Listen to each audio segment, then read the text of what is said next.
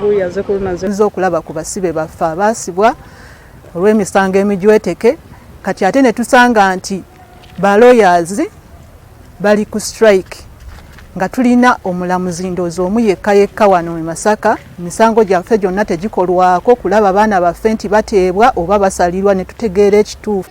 Kati abantu baffe abali mu makomera wano tuzze obagumya obazaamu amaanyi nti kye tuli okubalwanirira kibayamba bo bonna lwakuba bayinza okutuuka mu kkooti ne batalaba bannamateeka baabwe ne batandika okwebuuza kiki ne balowooza nti bannamateeka baabwe babavuddemu naye tuzze okubazaamu amaanyi okubategeeza butegeeza nti process eno ejja kutuuka eggwe. Bannange kyannaku omuntu okuba nga asibiddwa ku bisango ebijweteke naye n'abeera mu kkomera ennaku ezo zonna nga tewali akola ki tebamanyi nabo kuba bwe bambi bwe babuuza tebamanyi nabo kiddako.